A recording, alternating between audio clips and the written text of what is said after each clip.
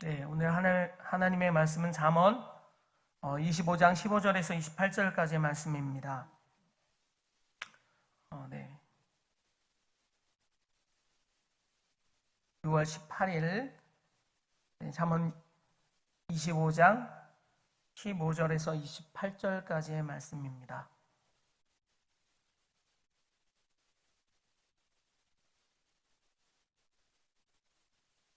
하셨습니까? 같이 봉독하도록 하겠습니다.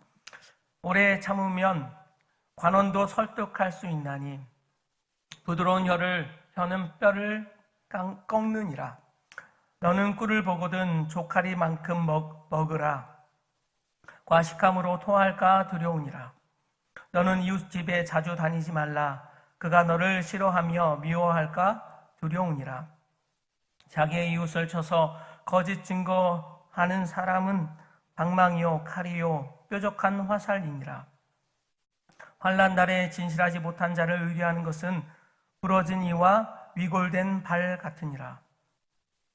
마음이 상한 자에게 노래하는 것은 추운 날에 옷을 벗음 같고 소다 위에 식초를 부음 같으니라. 내 원수가 배고파하거든 음식을 먹이고 목말라 하거든 물을 마시게 하라. 그리하는 것은 빈 숯을 그의 머리에 놓은 것과 일반이요 야훼께서 내게 갚아 주시리라. 북풍이 비를 일으킴같이 참소하는 혀는 사람의 얼굴에 분을 일으키느니라. 다투는 여인과 함께 큰 집에서 사는 것보다 움막에서 혼자 사는 것이 나으니라. 먼 땅에서 오는 좋은 기별은 목마른 사람에게 냉수와 같으니라. 의인이 악인 앞에 굴복하는 것은 우물이 흐려짐과 샘이 더러워짐과 같으니라. 꿀을 많이 먹는 것이 좋지 못하고 자기의 영예를 구하는 것이 헛되니라. 자기의 마음을 제어하지 아니한 자는 성읍이 무너지고 성벽이 없는 것과 같으니라. 네, 오늘 말씀의 제목을 꿀을 많이 먹이지 말라, 이와 같은 제목으로 은혜를 나누도록 하겠습니다. 이 자리가 의외로 이 침이 많이 말라서요. 제가 이렇게 끊기더라고요. 그런 점 죄송하고요. 오늘의 말씀은요. 14절과 15절이 연관되어지는 말씀입니다. 그러니까 14절에 무엇이라고 나왔냐면 선물한다고 거짓 자랑하는 자는 비 없는 구름과 바람 같으니라. 이 말씀과 15절이 연관되어 있습니다. 그러니까 선물한다고 이제 자랑하는 거예요. 그런데 주지 않는 그런 사람이라는 거죠. 말로만 얘기하는 사람을 가리킵니다. 그런데 15절에 와서는 오래 참으면 관원도 설득할 수 있나니 부드러운 혀는 뼈를 꺾느니라. 그런데 이 관원한테 하인이 있었습니다. 그런데 이 하인은요, 오히려 이 관원에게 무엇인가 얘기해 줄 수 있는, 설득할 수 있는 모습을 보였다라는 것입니다. 한 사람은 준다 하고 주지 않는 그런 사람인 것에 비해서 어떤 사람의 부류는 하인인데도 자기 주인에게 충고를 할 수 있는 그런 사람, 곧 주인의 신뢰를 얻은 사람, 주인이 그 하인에게 물어볼 수 있을 정도로 무엇인가 신뢰가 가고 성실하기에 그가 지혜롭기에 그에게 물을 수 있는 사람이라는 것이죠. 그는 그의 행동으로 말미암아 어떻게 됐다는 것입니까? 부드러운 혀는 뼈를 꺾느니라. 이 말로 인해서 다른 사람의 무엇인가 딱딱한 굳은 마음들, 그런 것을 녹여낼 수 있게 행동한다라는 뜻입니다. 무엇인가 그 마음속에 깊은 곳까지 그의 상처를 보듬어주고 그것을 치료해주는 사람을 가리키는 말입니다. 그 다음에 이제 16절부터 나오는데요. 어저께 은에서 찌꺼기를 제거하라 말씀드렸습니다. 그것은 찌꺼기를 없애야 순수한 공동체가 된다라고 말씀드렸습니다. 그 찌꺼기를 제거하는 일은 각자 자기 안에 있는 교만한 마음을 버리는 것이다. 그래서 자기를 낮추면 된다. 자신을 낮추는 것은 비난을 듣고도 분노를 참아내는 것. 분노 대신 경우에 맞는 슬기로운 말을 하는 것이다. 이렇게 말씀드렸습니다. 이제 오늘의 말씀은요, 순수한 공동체를 만들기 위해서 어떻게 은쟁반의 금사와 사과와 같은 경우처럼 맞는 말을 할지를 이야기해 주고 있습니다. 또한 말뿐이 아니라 어떤 행동할지라도 어떻게 행동을 해서 이 순수한 공동체로 바꾸어내는지에 대해서 이야기해 주고 있습니다. 내가 받았던 그 말씀을 어떻게 이웃에게 삶으로 보여주고 말로도 들려줄지 이야기하고 있는 것입니다.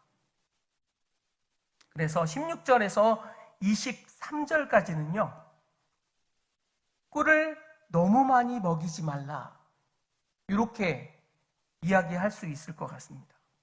무슨 말일까요? 저는 오늘 본문을 보면서요, 도대체 이게 무슨 말씀이야? 잠언서를 묵상하면서 이해가 되지 않는 말씀이 너무 많은 거죠. 이게 아무리 읽어도, 아무리 묵상해도 잘 이해가 되지 않았습니다. 그래서 여러 권의 책을 보고요, 생각하고 이걸 어떻게 전달할까 많은 고민을 했습니다. 너는 꿀을 보거든 조카리만큼 먹으라. 과식함으로 토할까 두려우니라.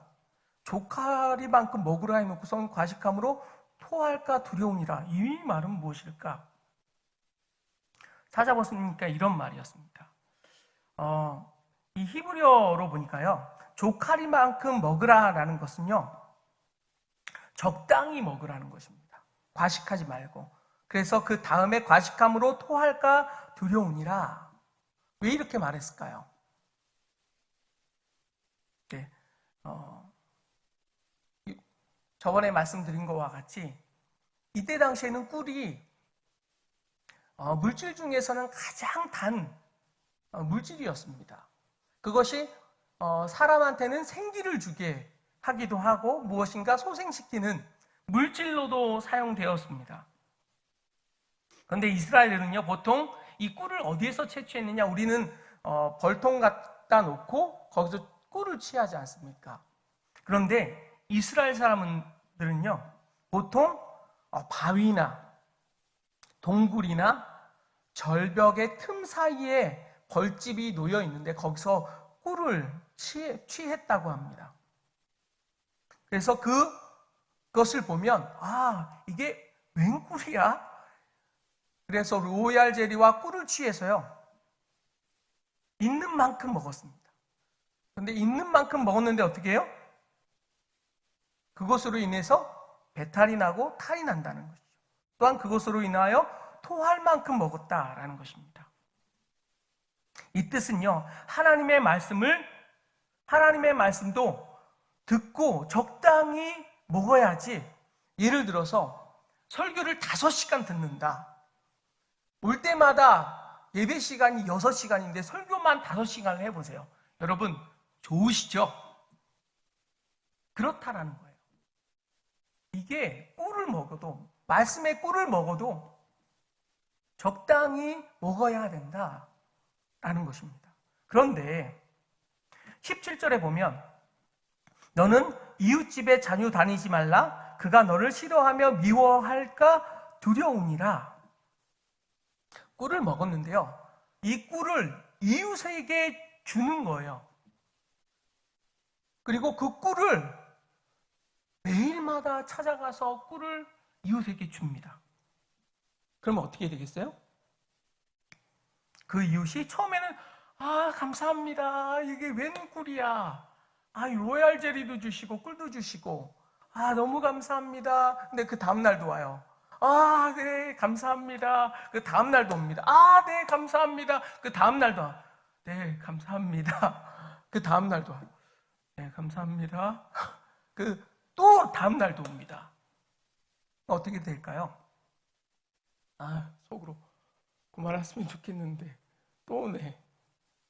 제가 영등포에 있을 때요, 역교구에서 그렇게 얘기하는 걸 들었습니다.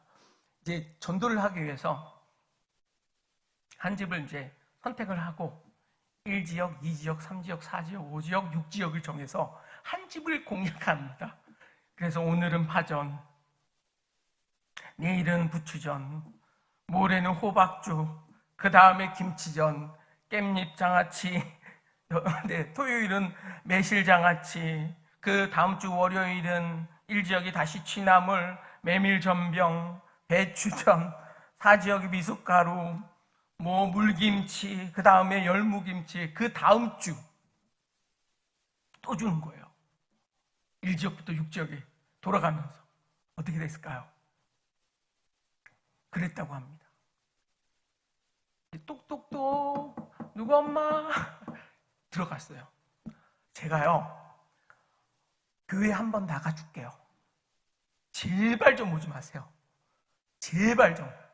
그만 가져오세요. 내가 한번 나가줄게요. 알겠죠? 라고 문을 쾅 닫아버렸다라고 들었습니다. 여러분, 과한 겁니다. 오늘 16절과 17절은 그런 얘기입니다.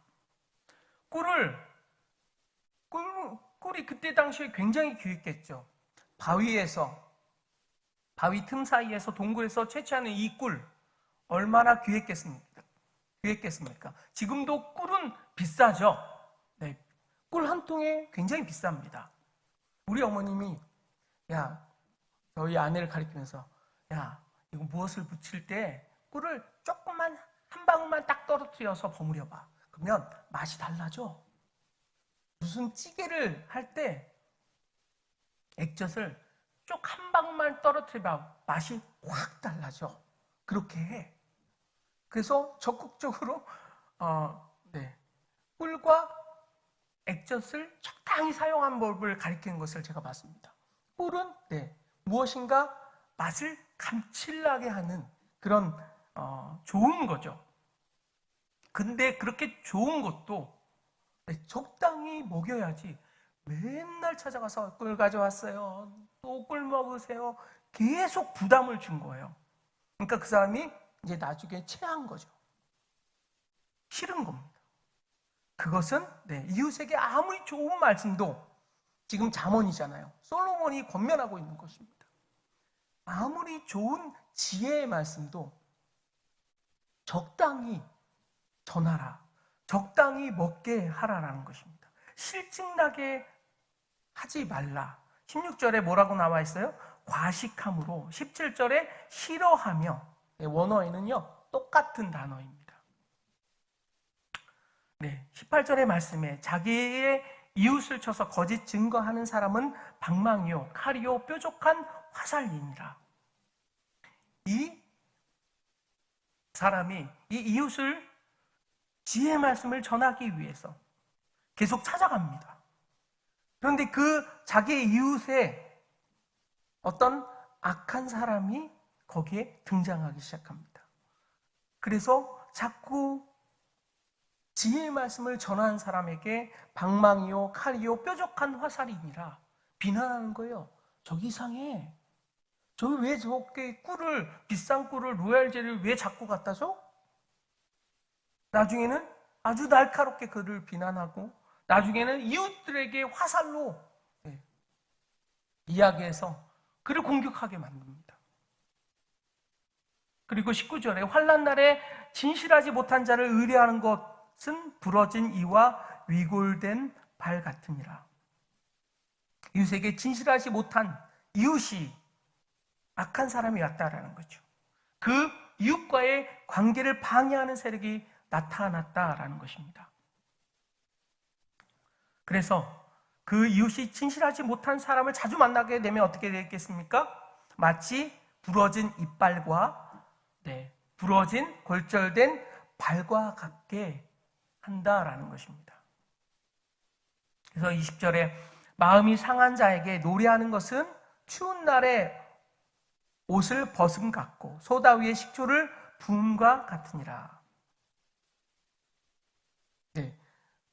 마음이 그가 상해 있는데 거기에 추운 날에 옷을 벗으라는 거예요. 그리고 아픈 곳에 식초를 부으면 어떻게 되겠습니까? 엄청 아프죠. 자기 이웃은 그렇게 상처받는 사람인데 근데 악인이 계속 와서 거기에다가 추위와 식초를 붓는 그런 역할을 한다라는 것입니다. 그래서 21절과 22절에 내 원수가 배고파 하거든 음식을 먹이고 목말라 하거든 물을 마시게 하라. 그리하는 것은 핀숯을 그 머리에 놓은 것과 일반이요 야훼께서 내게 갚아주시리다.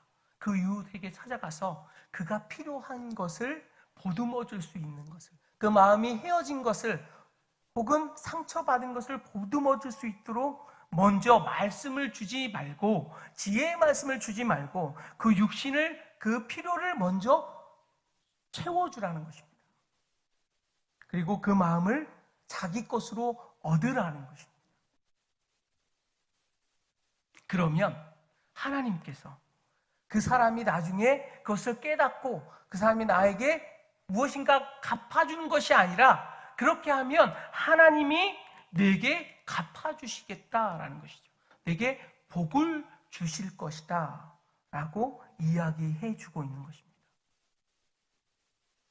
그래서 우리는 늘 이웃에게 끊임없이 찾아가서 말씀만 전해주고 기도해주고 막 그런 건 좋은데요.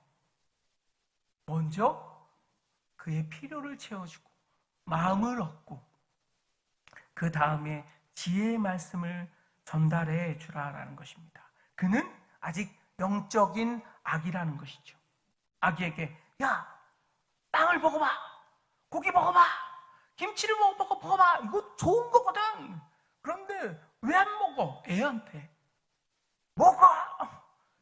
이거는 안 되는 거죠. 엄마가 아닙니다. 아기를 죽이는 것이죠. 그런데 그 이웃은 아직 영적인 악인데 그렇게 강요한다라는 것입니다.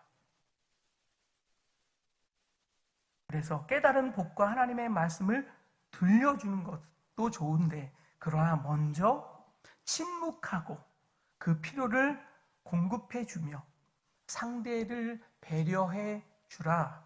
그것이 먼저이다라는 것입니다. 그리고 23절부터 26절까지의 말씀이 나옵니다. 북풍이 비를 일으킴 같이 잠수하는 혀는 사람의 얼굴에 분을 일으키느니라. 이 이스라엘에요, 비는 어디에서 내렸냐면 이 지중해인 서쪽에서, 지중해 바람이 이렇게 불면 그 지중해에 있는 그 수증기가 올라가 가지고요, 팔레스타인 땅에 와서 비를 뿌리고 이렇게 갔습니다. 그런데 북쪽에서 오는 바람과 비는 어떤 바람과 비냐? 막 구름이 오는데 비가 쏟아질 것이라고 좋아했는데 비가 쏟아지지 않고 우박이 내리는 것입니다. 여러분, 우박이 내리면 어떻게 됩니까? 농작물이 망가지죠. 근데 사람들은요, 비구름이 왔다. 거기는 너무 건조하니까 비구름같이 그렇게 검은 구름이 왔는데 비가 낼 거라고 너무 좋아했는데 비보다는 우박이 내려 자기가 지은 농사를 다 망치는 거다라는 것입니다. 그래서 그것이 마치 참소하는 혀, 사람의 얼굴에 불을 일으키느니라.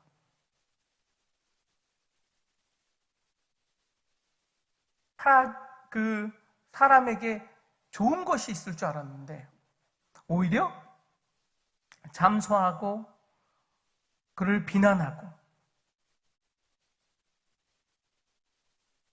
오히려 북쪽에서 오는 그 폭풍으로 인해서 자기의 수고한 모든 것이 망쳐지는 그런 일이 벌어졌다라는 것입니다.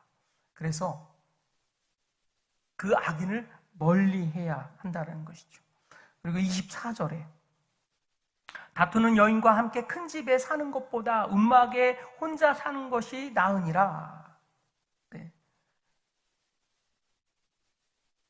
다투는 여인과 함께 집에 있는 것보다 움막 한 구석퉁이에 사는 것보다, 이게 움막이라고 써 있는데요, 원어에는요 다락을 의미합니다. 이스라엘은 우리나라처럼 이렇게 추운 지방이 아니니까, 비가 많이 오고 눈이 많이 오는 지방이 아니니까 이렇게 뾰족한 집을 지을 필요가 없었습니다. 그래서 위에다가 어떻게 했느냐, 평평하게 무엇인가 움막처럼 이렇게 걸쳐놓고, 기둥을 세워서 걸쳐놓고 거기에서 쉬었다라는 것입니다. 다투는 여인과 밑에서 집에서 있기보다는 위에 올라가서 그 움막에서 지내는 게 편하다라는 것이죠. 너희는 지혜의 말씀을 전할 때 그렇게 하라는 것입니다. 사람을 너무 불안하게 하지 말고, 너무 막 몰아세우지 말고 편안하게 해주라라는 것이죠. 25절에 먼 땅에 오는 좋은 기별, 목마른 사람에게 냉수와 같으니라. 먼 땅에서 아주 친한 친구가 오랜만에 편지를 전해줬습니다. 그것은 목마른 샘에게 냉수와 같다. 그렇게 사람을 무엇인가 시원하게 해주는 거다라는 것이죠.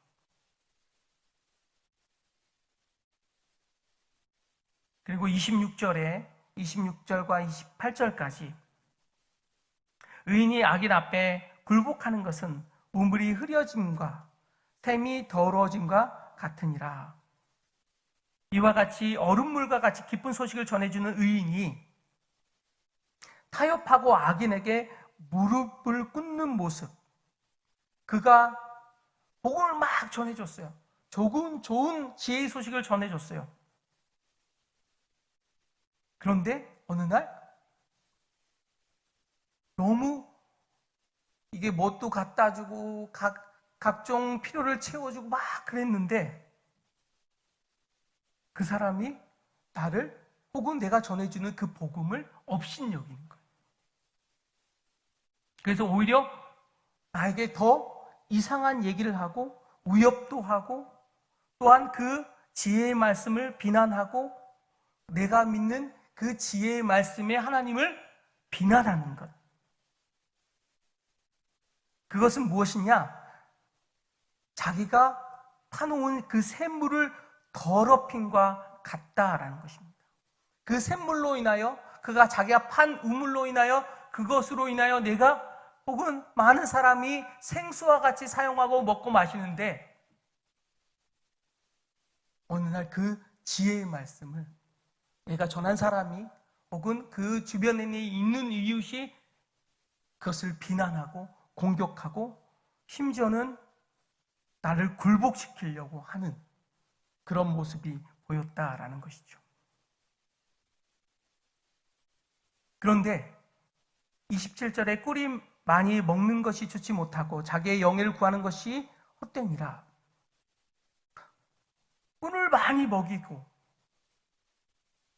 전해주는 건 좋은데 그것으로 어느샌가 자기의 영예를 취하는